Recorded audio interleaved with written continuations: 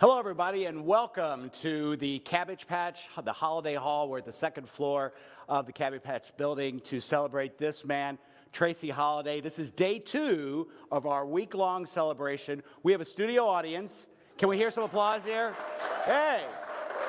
Don't worry, we're all social distancing. We're doing all the. I think this crowd was better than yesterday's crowd. They sing a little bit more. Yes. I like that. That's fantastic.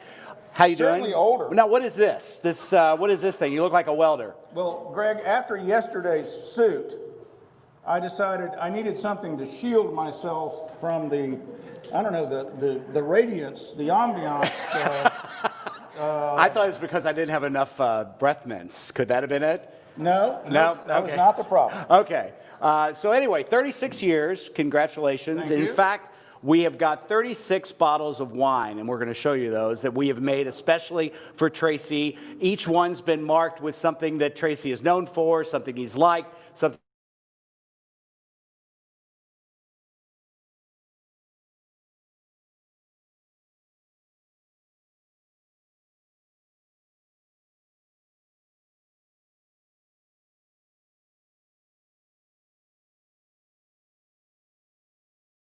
So we will announce the word of the day, and we'd like for you to then send the word of the day to jscott@cabbagepatch.org.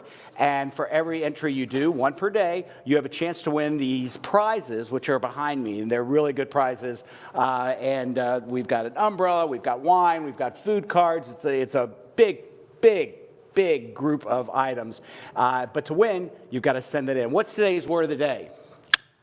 Life-changing. Group, what is the word of the day? Life-changing. Send that in today to Jennifer Scott, and so you can get your entry.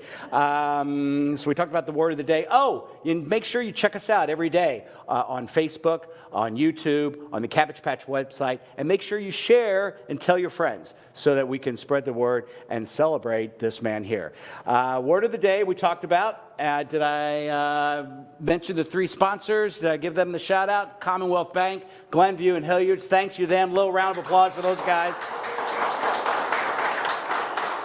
for helping to make this possible. You know what that means? It's time for another bottle. Every time there's a bottle, he's not going to wear the mask. He's not going to do that anymore. So this bottle is what Tracy is known for, the Street Ball Showdown. So I'd like to introduce Barney Long. Barney has been the chair of the Street Ball Showdown for what? Oh, you're still picking? Okay, I won't do the confetti anymore. He was chair for 12 years. He raised $1.3 million. $1.3 million for Cabbage Patch. Wow. He's a retired chemical engineer, and he's here to present a bottle to you right now. Barney, bottle. Tracy, this is what you're famous for, Street Ball Showdown. Ah, well, you and me both. But I'm here to ask the question, why? Because he didn't do anything. I drove around in the golf cart. By the way, I've known this guy for 40 years. And I just want you to all know he was bald even 40 years ago. And I'm getting a lot of glare up here, so I'm going to put some of this up here. Oh, okay. More confetti. Just what you want. You know, when we did Street Ball Showdown, truly all Tracy ever did was walk around with a big thing of tea, very much like he does at the office all day, and smile. And, did he ever build a goal? Did he ever paint a goal? Did he ever set a goal? Did he ever mark out a court? Did he ever monitor a game? He didn't do anything. So why are we honoring him for Street Ball Showdown? But I'd have to monitor one game.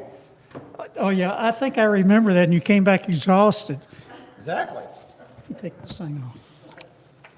But he did get excited one time, and that was I came into his office, and we had a thing on Friday night called the Players Party, and that was a party for the players, or if we needed them to come down and do the final registration, pick up their gift T-shirts and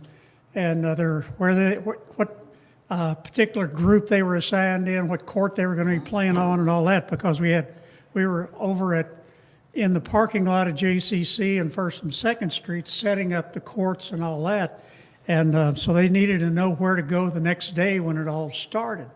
But we had exhibition games at this player party, and we provided food. Well, we needed a food sponsor. We'd gotten wind that there was a little restaurant out in DuPont Circle that wanted to sponsor the party. So I was getting ready to go out there and talk to the manager and get it all set up. And I went in his office and I told him where I was going. He jumps up out of his seat and he says, "I'll drive." Tracy never drove to lunch. We went to a lot of lunches. He never bought lunch either. So we go out to this little place. Now, you got to picture this. Here's two happily married Christian men pulling up to the door of Hooters. One of these men is an ordained Baptist preacher, too. So Hooters had called us and said they'd like to sponsor the event. And my first reaction is I'm not totally sure this is appropriate. But then I thought, our players we know are going to love this. So we go inside. Hooters is actually a nice little restaurant, good food. We had lunch there. It took me almost 2 hours to get Tracy out of there. The waitresses are sort of not scantily clad, but they are scantily clad. Yeah. So they agreed to do it. They did a great job. But the other problem I had with Tracy over this was we're over working on, during the event, working on setting up everything. And I had a question I needed to have answered. It's about 4 o'clock or about 5 o'clock, the players' party started then. So I asked somebody where Tracy was, and he said, he's at the players' party. So I go over to the players' party to try to find Tracy, and I knew where he'd be. Wherever the Hooter girls were, Tracy was there helping the Hooter girls. They were But volunteers. Well, it was good food, Trace, I understand. Yeah. But I got to tell you, in all seriousness, what Tracy Hollday was to Street Ball Showdown was the heart and soul of street ball. He was always very focused on its purpose. And his purpose to everybody else, me included, was basketball. Tracy didn't know anything about basketball. So he was focused on the Cabbage Patch. And he spent most of his time talking to people, volunteers, players, thanking them for playing or thanking them for helping out and telling them about the Cabbage Patch. We got interviewed a lot of times by radio and television because this was a big event. I don't know whether some of y'all even remember it, but it was a big event that where we had over 1,000 teams, at one time 1,300 teams that played on 100-plus basketball courts that were set up in downtown Louisville, and we played over 3,500 games of basketball over one weekend, a Friday and a Saturday. God always blessed us with good weather, and it was just hot a few times, or more than a few times, but it was in early summer, and it was a great event.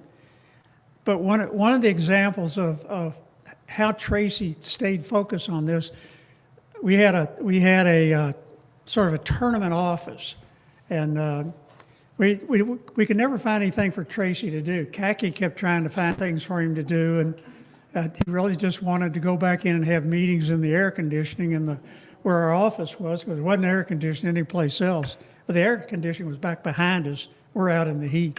But not Tracy's place where he had all his meetings. And so we decided we were going to make him the troubleshooter, the complaint department, the ombudsman for street ball, and sort of sat him down at the end of the table. Well, I don't remember when it happened, but about that time, here comes up 4 guys This is the second day of street ball. They all have little trophies, which we gave to the winner of what we call the turkey division of the tournament. If you lost 2 games, we guaranteed everybody 3 games. If you lost 2 games, you went down into the losers bracket. You know, if you lost a game, you went to the losers bracket. You could win, but get back into the tournament coming out of that. But if you lost 2 games, you went down into the turkey division, which was the 4 worst teams in that particular division. The tournament was played in 16-team division. So these guys are mad. They walk up and they say, we want our money back. We just got screwed. The monitors were terrible. The other team we played was terrible. And the whole thing has been a joke. We thought we'd play basketball all weekend. Mr. Smooth, and he is a smooth talker, I'm here to tell you. He sat there and talked to those guys. He never mentioned basketball.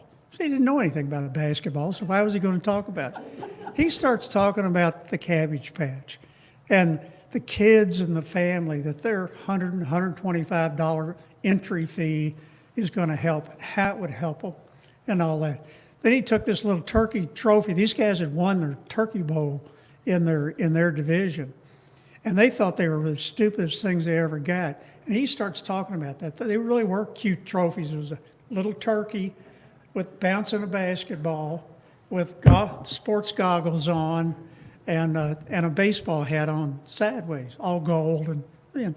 And he starts talking about how much fun they were going to have with their kids and their wife and some of their friends having won this turkey bowl. By the time he was finished with these guys, they were smiling. They were happy. They didn't want their money back. That was a good part. and thanking him. And thanking him for putting on this great event for the city of Louisville. And they'd be back next year. And that's the main thing we wanted. The old boy's retiring now. And one of these days his retirement's going to run out. And I know when he's standing in front of the Lord's going to say, well done, good and faithful servant. Thank you, Barney. Good job. Well said, Barney. Thank you. That was well said. It was. By the way, you know, we actually did find a video of you playing basketball. Oh, yeah? Yeah, I think Tim has got that queued up here. It must have been in the office somewhere.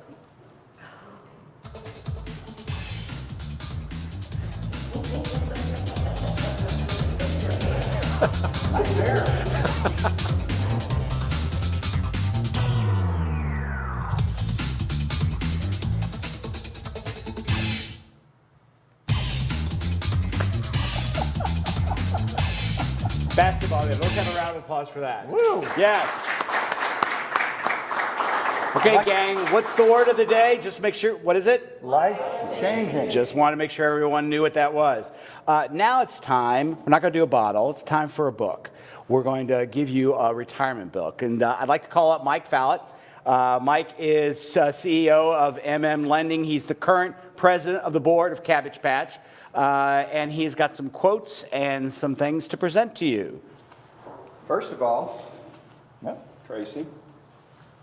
We have a guide to retirement here, which we'll talk about in just a second.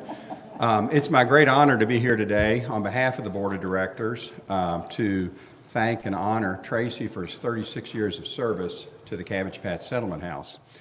And over those 36 years, Tracy has led an organization that is recognized as one of the best in Louisville and probably one of the best around the country. Tracy has been involved in raising literally millions of dollars, and I know all those in our studio audience today can attest to that as well. And most importantly, Tracy has lifted up and impacted the lives of thousands of children and young people in this community. And I think that's a terrific, significant legacy that Tracy leaves Cabbage Patch with today. So we're excited for that. So the staff, as they do, come up with many brilliant ideas around here. Tracy may take credit for a few of those, but the staff, and I think you'll agree with me, this was a brilliant idea. To give Tracy some advice and some guidance in his retirement years, they asked some of the most knowledgeable people about retirement and some of the most knowledgeable people about Tracy to offer him some advice, and they've put that together in this book. So the youth and young adults of the Cabbage Patch have come together to offer Tracy some advice in retirement. And keep in mind that young people often are unfiltered, and everything is said with love. So with that, would like to just maybe walk through, give you a kind of a sampling of what's included in this book here. So, so the first one is, sit around all day and eat KFC. I can help with that. Okay. That's from Kinsley. And then next we've got, get an easy job that pays well. That's from DeMarion. Apparently a very astute observer of what you've been doing here for a number of years. And do we have another one here? Do things you haven't had a chance to do, from CJ. A lot of wisdom in that one. And again, these are from experts in retirement. People have no idea what retirement even is. But out of the mouths of babes come some of these great quotes. And then go to a nursing home from LaDon. And we'll leave that one just to say exactly what it does say right there. He may be visiting people in a nursing home. I do. Yeah. And then finally, have a nice time in heaven. From Nehemiah. And again, much truth in that. And we hope we all get there one day to see you, Tracy. But so we're really glad that the kids and the young adults from Cabbage Patch took the time to put this together. And Tracy, we're going to leave that with you. Any day that you wake up and you don't know what to do, you now have a handy reference guide to go back and pick something out, whether it's eating chicken, going to a nursing home, or going to heaven. You can figure out what you need to do that day. So on behalf of the board, thanks. Enjoy your retirement. Thank you. Thank you, Mike. Thank you, Greg. That's a nice little book. It is. So every day, I was young once. where? Look at these pictures. I think they're showing some up here on the screen too. So yes. In fact, don't we have another video, Tim?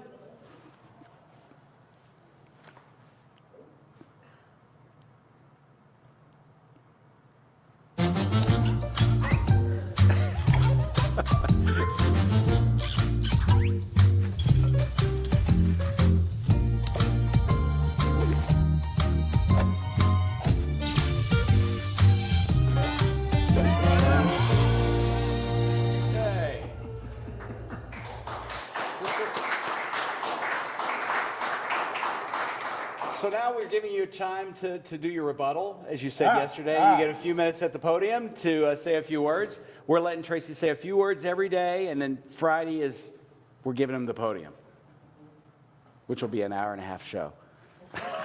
Just joking.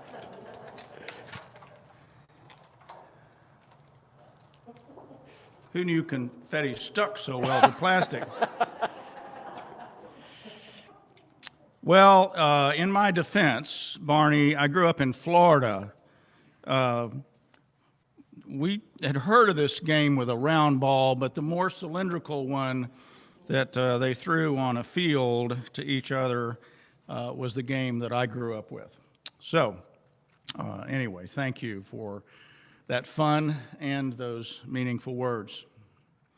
I said yesterday that to the extent that we've had some success in life, it has to do with the fact that we stand on the shoulders of many people who came before us. And I briefly mentioned Louise Marshall. Today I'd like to say just a couple of words about Roosevelt Chin.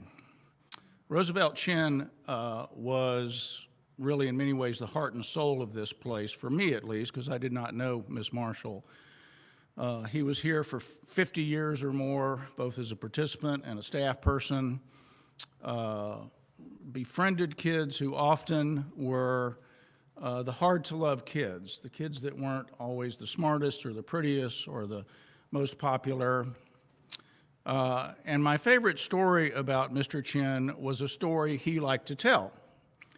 And that is that when he was in charge of our Seed to Table program, which is a gardening and cooking program, he would take the kids to the garden And we, of course, typically grew cabbages. And one year, several years actually, we were entering our produce into the state fair in the junior division. And so he said, well, pick out the best cabbage that we can enter into the fair. And the kids picked out a really big cabbage, and they said, oh, well, this one looks good, but it's got some blemishes on the leaves, and, you know, it's got some bugs have eaten it here and whatever. And he said, well, just peel off those outer layers until you get down to where the cabbage looks really good.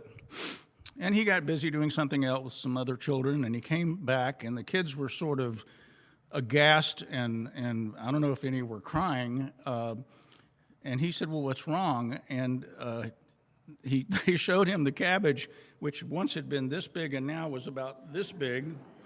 But it was pristine. I mean, it was really a nice-looking small cabbage. And they said, oh, well, you know, this is terrible. We've ruined it. And he said, well, you know, let's see. Let's just go ahead and enter it in the fair regardless. And, of course, sure enough, it won the blue ribbon. Chin loved that story because he used it to illustrate what happens with the lives of kids at the Cabbage Patch. He said, kids come to us with various blemishes and deficits and challenges, and we start peeling off those layers to the best of our ability. Because we know that somewhere down underneath all those external problems, there is a great and beautiful kid with great potential to change lives for their own life and for the lives of others. So that's my history lesson of the patch for today. Thank you, Barney. Thank you, Mike. Thank you for the book. I'm going to read it diligently, and it has some good advice in it. But I think I'll wait on heaven for a little while. Yes, please. If I can. If you can. Yeah. I'd like to enjoy this retirement thing a little bit. A little. Thank you, Tracy. Well, that wraps up everything for today. A couple of things. Actually, I wanted you to help me with something. You know, we were going to have a huge Lawrence Welk bubble machine, but we didn't have the money in the budget. So can you blow through that? I'll blow this way. Yeah. That's our bubble machine for today. Oh. So, yeah.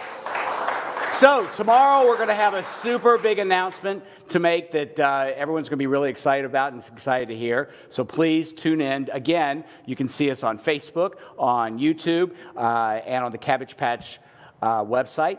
Our word of the day was... life-changing. Send that in to Jennifer Scott at cabbagepatch.org, and you have a chance to win some of the prizes that are behind me today. And we want to thank everybody for coming. Let's give yourselves a round of applause. Day 2 is over, and we'll see you tomorrow for day 3. Thanks so much for joining us.